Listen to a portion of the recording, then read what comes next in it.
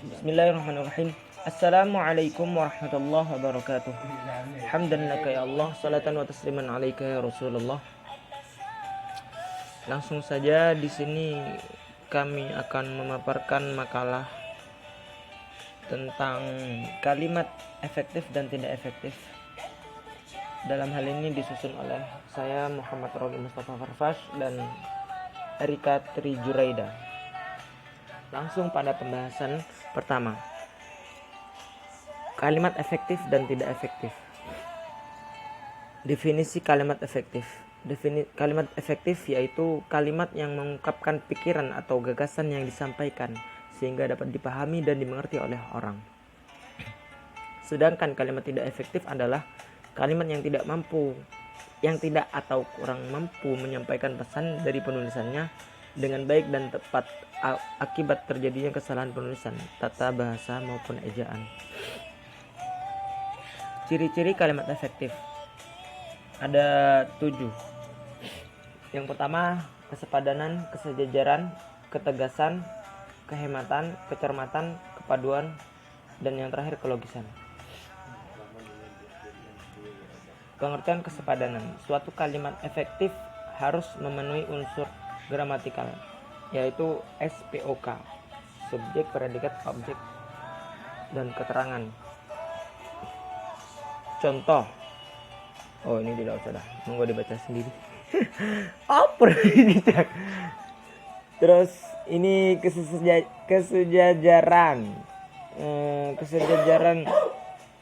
Kesejajaran yaitu kesamaan bentuk kata atau imbuhan yang digunakan dalam kalimat itu. Jika pertama menggunakan verba, bentuk kedua juga menggunakan verba. Jika kalimat pertama menggunakan kata kerja berimbuhan me, maka kalimat berikutnya harus menggunakan kata kerja berimbuhan me juga, seperti itu.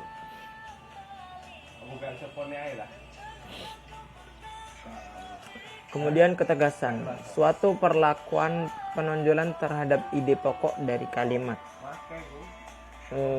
Apa ini?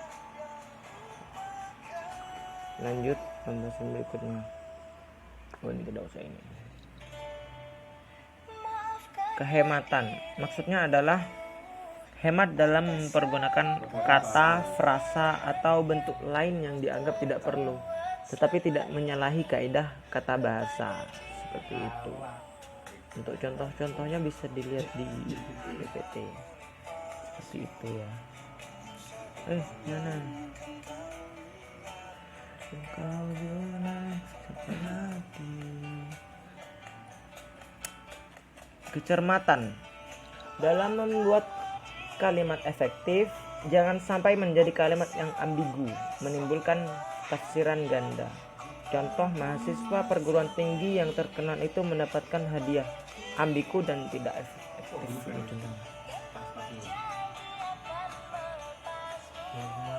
Dengan senyuman yang kau ingat dan kau kenali.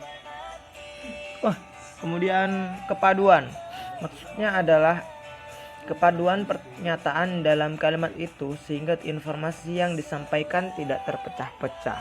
Ada beberapa hal yang perlu diperhatikan untuk menciptakan kepaduan kalimat, yaitu kalimat yang padu tidak bertele-tele. Yang kedua, kalimat yang padu tidak perlu menyisipkan sebuah kata seperti daripada atau tentang, antara, predikat, kata kerja, dan objek penderita, seperti itu.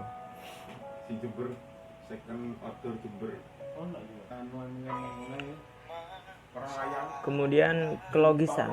Kelogisan ialah bahwa ide kalimat itu dapat dengan mudah dipahami dan penulisannya sesuai dengan ejaan yang berlaku. Hubungan unsur-unsur dalam kalimat harus memiliki hubungan yang logis atau masuk akal. Contoh, untuk mempersingkat waktu, kami teruskan acara ini. Ini tidak efektif.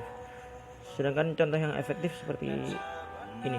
Untuk menghemat waktu, kami teruskan acara ini. Seperti itu.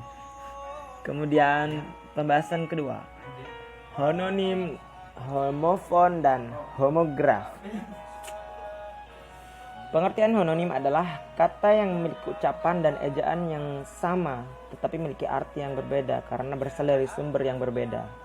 Contoh, Jarak Kudus ke Pekanbaru lebih dari 1.500 km. Kata jarak bisa bermakna tentang tempat atau wilayah dan bisa bermakna jenis pohon. Seperti itu. Surya menanam pohon jarak di belakang. Bisa. Kemudian homonom, homofon. Harus meninggal diriku untuknya. Homofon adalah kata yang memiliki tulisan dan makna berbeda, namun pengucapannya sama. Contoh, Edo meminjam di bank untuk melunasi semua hutangnya. Bang, kapan naik gunung bareng lagi? Tanya Bayu kepada abangnya yang sedang asyik bermain game. Bank melafalkan bank, makna lembaga keuangan, penyidikan kredit, ataupun tempat penyimpanan uang. Bank bisa jadi juga seperti, maksudnya tuh gini. Bank itu bank, kalau bank itu ada dua, bisa bank lembaga keuangan penyidik itu. Juga bisa jadi bank panggilan makna sebagai kakak atau mas gitu. Seperti itulah, homofon itu sama gitu, cuma sama penyebutan tulisannya beda, mungkin gitu. Terus kemudian homograf merupakan kebalikan dari homofon, yaitu kata yang mempunyai tulisan yang sama tetapi pengucapan dan maknanya berbeda. Apa tadi yang memiliki tulisan dan makna berbeda? Oh iya. Contoh, serangan balik dari tim Manchester United membuahkan gol ke gawang Manchester City. Gerakan Kota Serang memperingati hari jadi yang ke-9 pada 10 Agustus ini, nama daerah. Itulah pokoknya. Kemudian pembahasan yang ketiga, idiom. Idiom adalah suatu ekspresi atau ungkapan dalam bentuk istilah atau frase yang artinya tidak bisa didapatkan dari makna harfiah, namun lebih mempunyai makna kiasan yang hanya bisa diketahui melalui penggunaan yang lazim. Kemudian lanjut kata ilmiah. Oh, ini contohnya belum. Rendah hati berarti tidak angkuh. Berdarah dingin berarti kejam. Itu dilanjutkan. Kata ilmiah. Kata ilmiah merupakan kata-kata logis dari bahasa asing yang bisa diterjemahkan ke dalam bahasa Indonesia. Menurut Kamus Besar Bahasa Indonesia, KBBI, kata ilmiah adalah bersifat ilmu. Secara ilmu pengetahuan memenuhi syarat atau kaidah ilmu pengetahuan. Contoh, ramalan sama dengan estimasi, prediksi sama dengan perkiraan, grup sama dengan komunitas, dan seterusnya. Oh, ini udah selesai. Mungkin cukup sekian dari kami. Kurang lebihnya mohon maaf. Wabillahi taufiq wal hidayah. Wassalamualaikum warahmatullahi wabarakatuh.